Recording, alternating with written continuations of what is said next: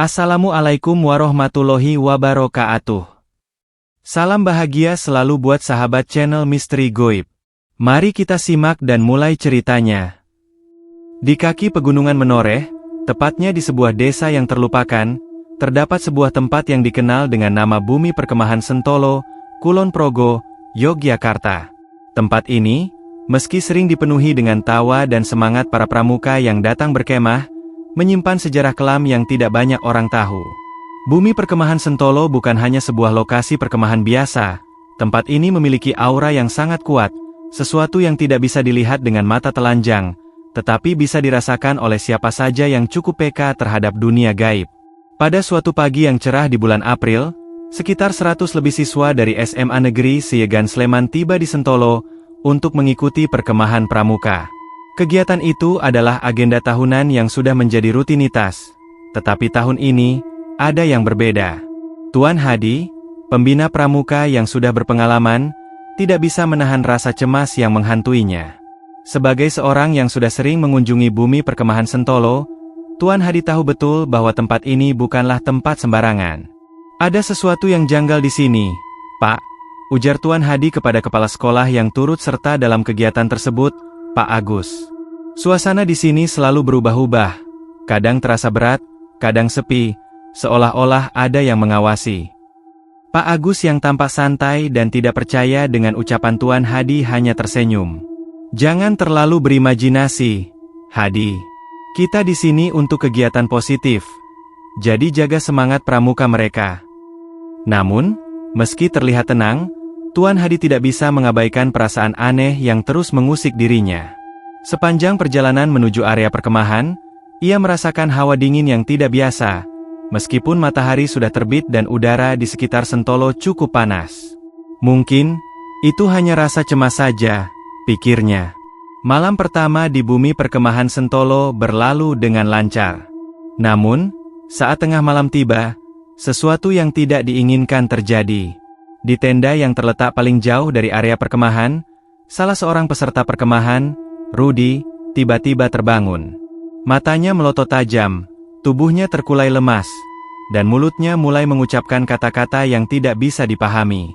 Rudi seolah-olah berbicara dalam bahasa yang asing, bukan bahasa Indonesia. Beberapa teman-temannya yang terbangun panik, berteriak meminta bantuan. Mereka berlari menuju tenda utama untuk memberitahukan kejadian tersebut kepada pembina. Tuan Hadi yang segera datang bersama Pak Agus, mencoba menenangkan keadaan. Mereka berdua berusaha membangunkan Rudi, tetapi tubuhnya sangat kaku, dan kata-kata yang keluar dari mulut Rudi semakin keras dan tidak bisa dimengerti.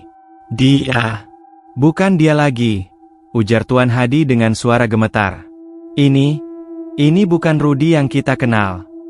Pak Agus mencoba menyentuh tubuh Rudi, namun seketika itu pula, tubuhnya terasa panas seperti bara api. Seakan ada kekuatan tak terlihat yang menahan dan membuatnya tak mampu bergerak. Akhirnya, setelah berjuang beberapa saat, Rudi tiba-tiba berhenti berbicara dalam bahasa yang asing itu dan jatuh pingsan. Tubuhnya kembali normal, meski wajahnya tampak pucat dan lemas. Para siswa yang melihat kejadian tersebut merasa ketakutan, namun mereka mencoba untuk tetap tenang.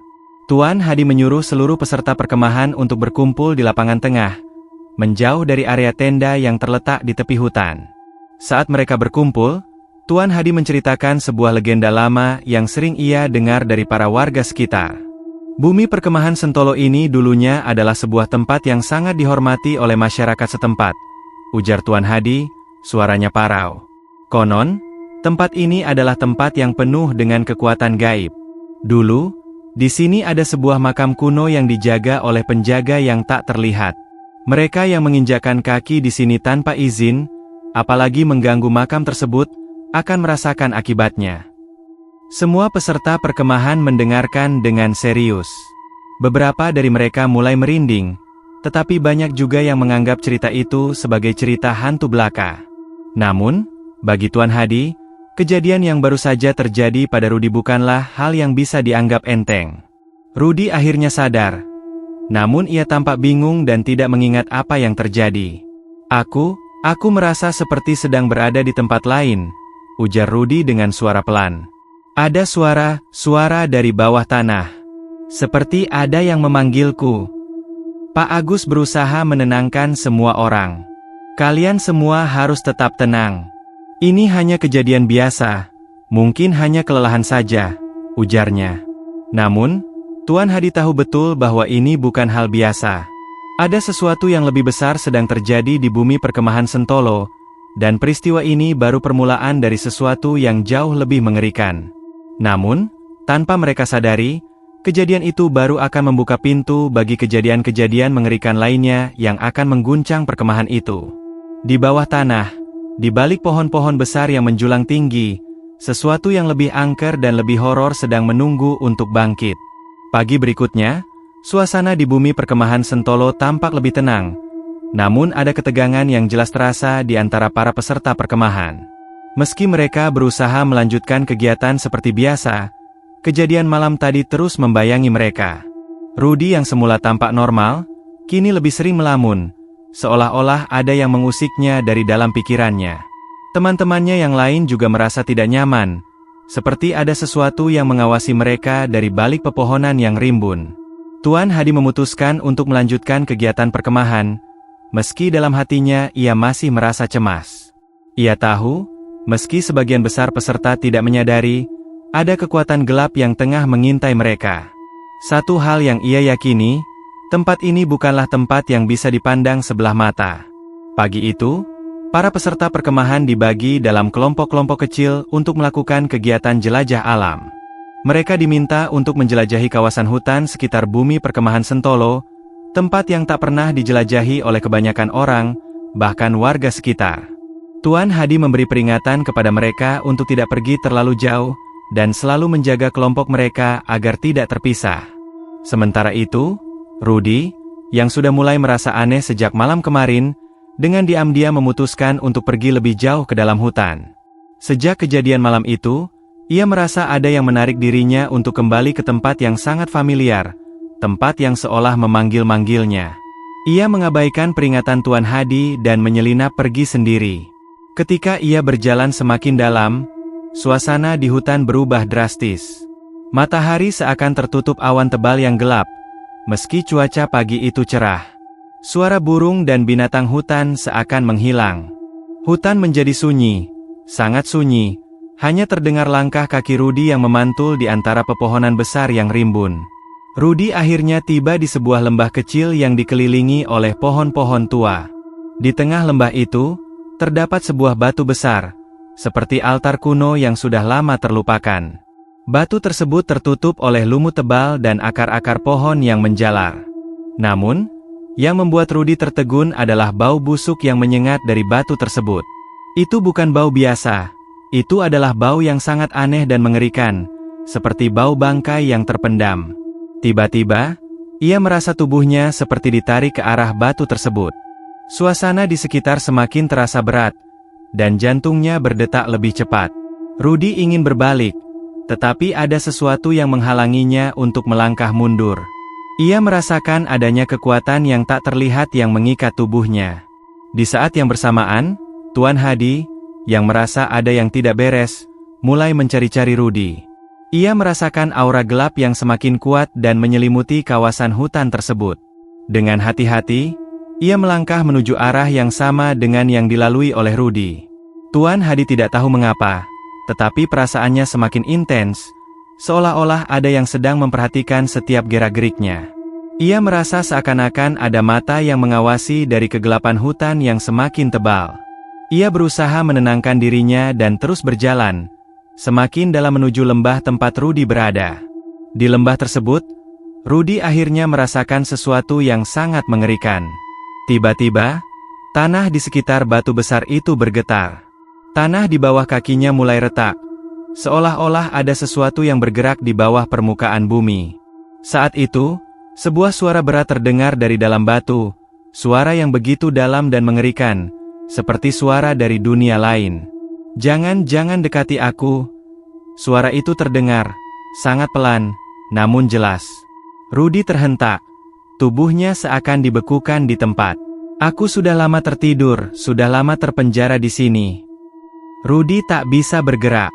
Ia hanya bisa memandang batu besar yang semakin bergetar, seolah-olah batu itu hidup dan mengeluarkan kekuatan gelap yang luar biasa. Namun, sebelum Rudy bisa memahami apa yang sedang terjadi, Tuan Hadi tiba di lembah itu. Begitu melihat Rudy yang berdiri kaku, matanya melotot, Tuan Hadi segera berlari mendekat. "Rudy, kembali! Jangan berdiri di sana!" teriak Tuan Hadi dengan suara panik. Ia mencoba menarik Rudy, namun tubuhnya seakan terikat oleh kekuatan tak kasat mata yang sangat kuat. Tuan Hadi berusaha sekuat tenaga, namun ia merasa tubuhnya sendiri semakin lemah, seakan-akan ada energi jahat yang menyedot kekuatannya. Tiba-tiba, dari dalam batu, muncul bayangan hitam yang bergerak perlahan. Bayangan itu semakin besar, hingga akhirnya membentuk sosok yang menyeramkan. Sosok itu tampak seperti manusia, tetapi tubuhnya penuh dengan goresan-goresan hitam yang menyerupai luka tua, kulitnya tampak terbakar dan keriput. Matanya kosong, seperti mata yang sudah mati, dan bibirnya menyunggingkan senyum yang mengerikan. Rudy akhirnya terlepas dari cengkeraman kekuatan yang mengikatnya. Tubuhnya terjatuh, namun ia tidak bisa bergerak.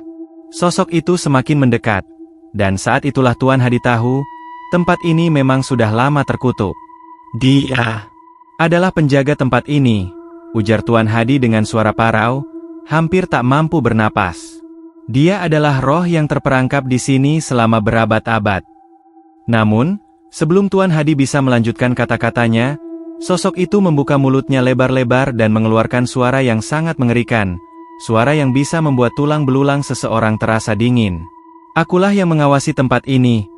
Akulah yang akan mengambil kalian satu persatu." Tuan Hadi dan Rudy terdiam, tubuh mereka seperti dipenuhi ketakutan yang luar biasa. Sesuatu yang lebih jahat dari sekadar legenda telah bangkit di bumi perkemahan Sentolo. Kehadiran sosok hitam itu membuat suasana semakin menegangkan. Tuan Hadi dan Rudy, yang tak bisa bergerak karena ketakutan yang mendalam, hanya bisa menatap dengan ngeri saat sosok tersebut semakin mendekat. Udara di sekitar mereka terasa semakin berat, penuh dengan hawa dingin yang menyusup ke dalam tulang. Setiap detik yang berlalu terasa seperti berjam-jam. Tuan Hadi, meskipun diliputi rasa takut yang luar biasa, mencoba untuk berpikir jernih.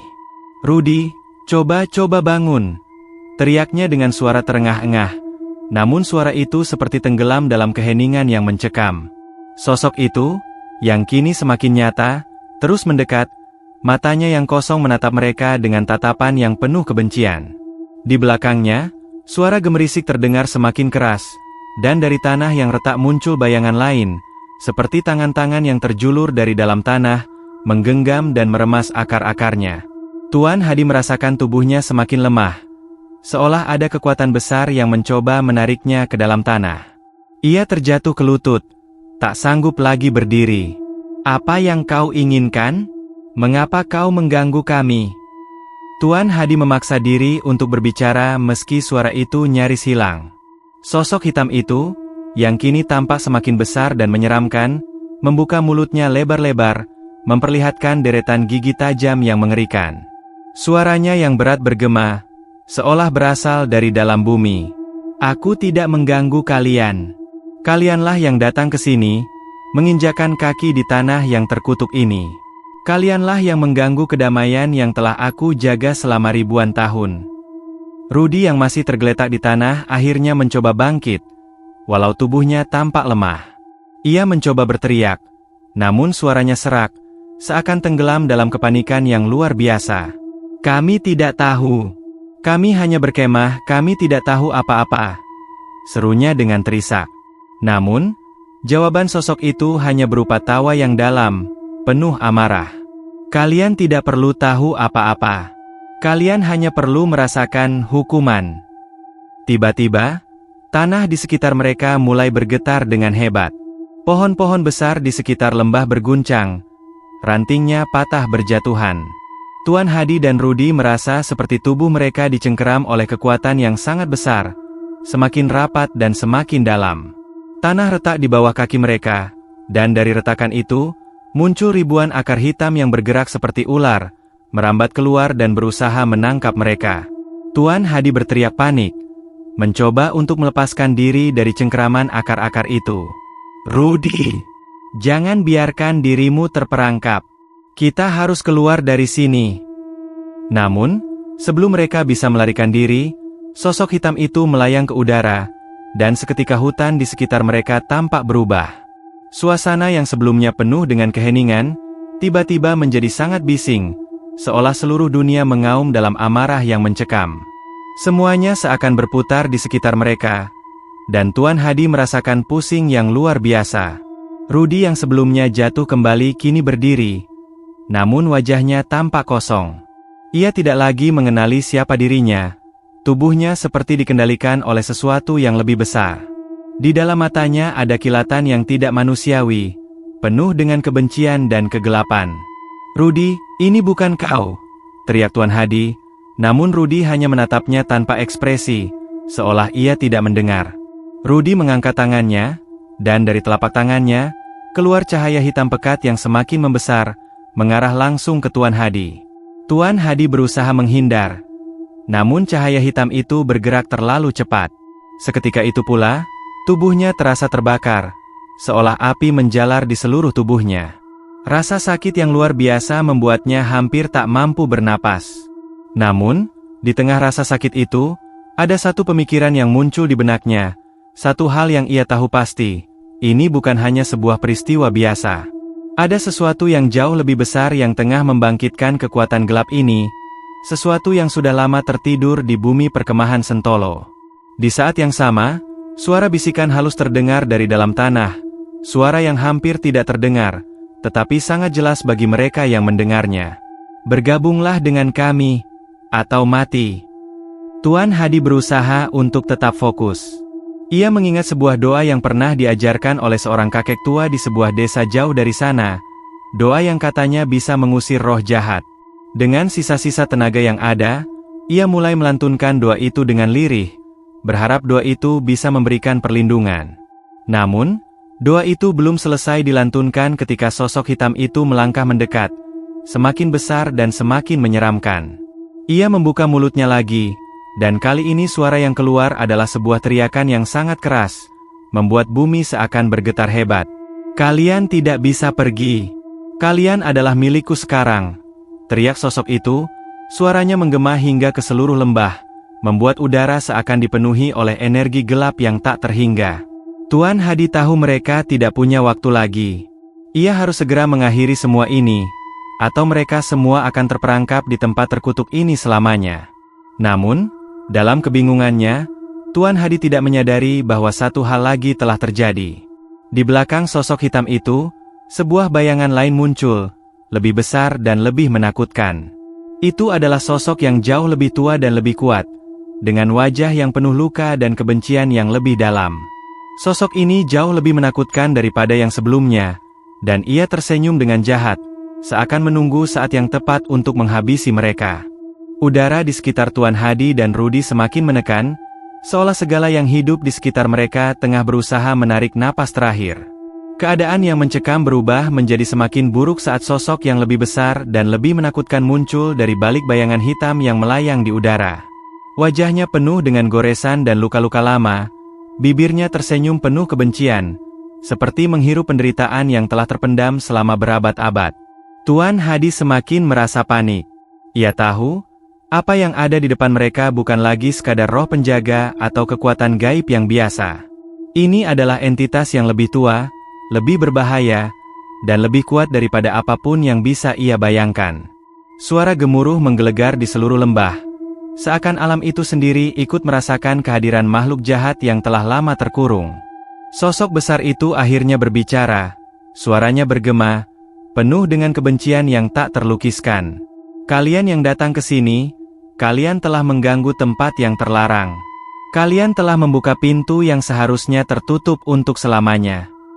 Suara itu terdengar seperti bisikan yang menggema di setiap sudut hutan, menjalari udara dan meresap ke dalam tubuh mereka. Tuan Hadi mencoba bertahan, berusaha agar pikirannya tetap jernih. Namun, rasa takut yang luar biasa mulai merayap ke dalam dirinya. Setiap langkah yang diambilnya terasa begitu berat, seolah ia melangkah melalui lautan kegelapan yang tak terhingga.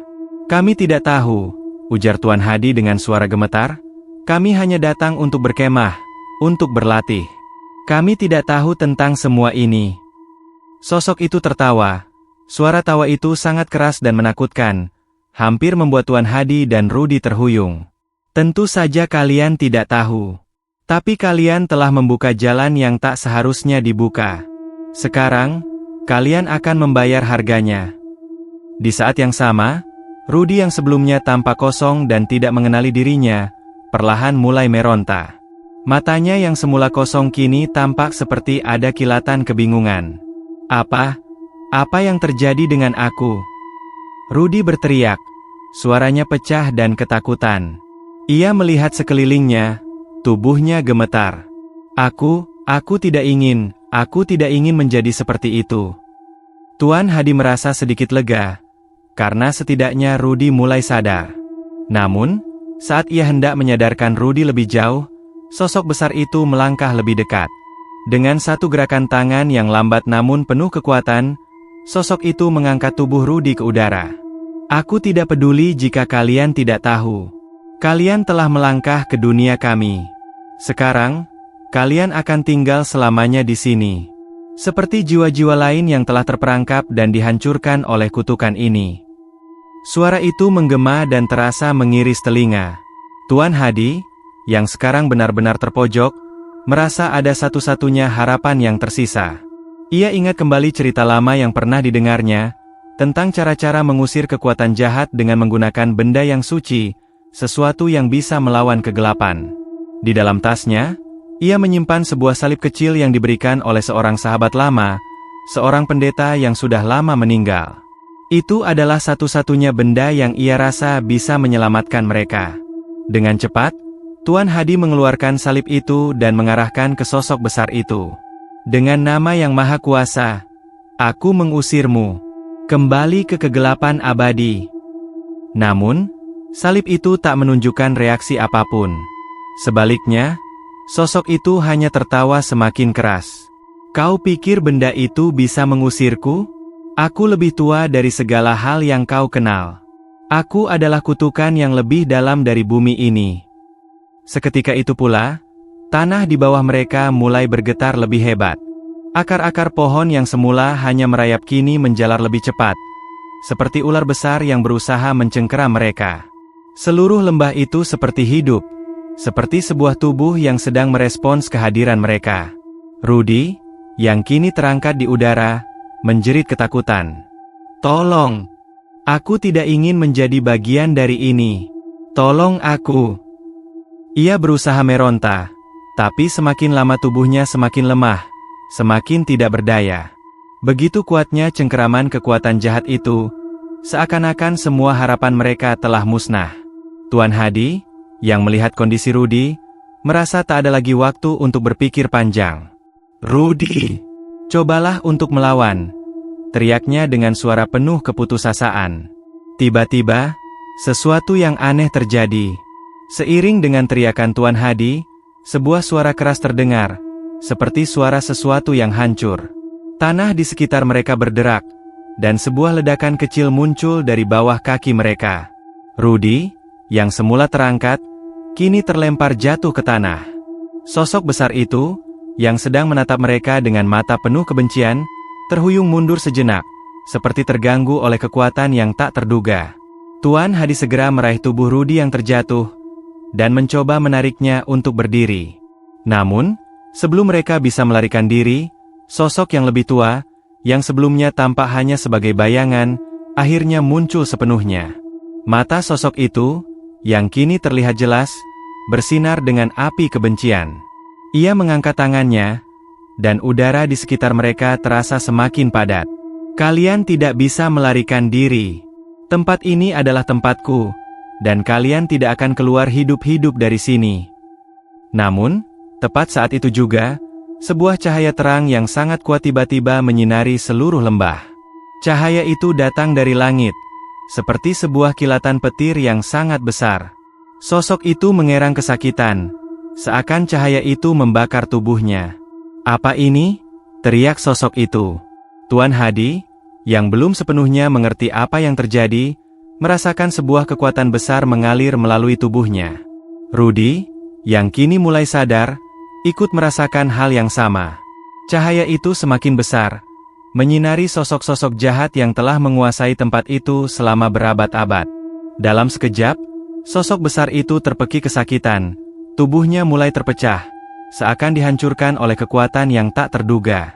Sosok itu berusaha melawan, namun semakin lama semakin melemah, sampai akhirnya, tubuhnya lenyap, diselimuti cahaya yang menyilaukan.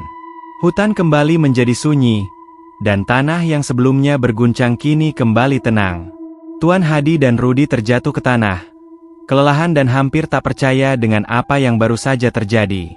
Mereka masih hidup, mereka selamat, tetapi bayangan kegelapan itu akan selalu menghantui mereka. Dengan susah payah, Tuan Hadi menarik Rudy berdiri. "Kita harus keluar dari sini, sekarang juga," ujar Tuan Hadi dengan suara serak. "Tempat ini tidak aman." Mereka berdua berjalan keluar dari lembah itu, menuju area perkemahan yang sekarang tampak jauh lebih sunyi dan terasing. Namun, meski mereka berhasil melarikan diri, mereka tahu bahwa bumi perkemahan Sentolo bukan tempat yang bisa mereka lupakan begitu saja. Kekuatan gelap itu masih ada, menunggu untuk bangkit lagi, dan mungkin, mereka hanyalah sebagian kecil dari kisah panjang tempat yang terkutuk ini. Cerita ini berakhir di sini, tetapi bayangan dari tempat keramat itu akan terus menghantui mereka yang berani melangkah terlalu jauh ke dalam kegelapan yang tak terlihat.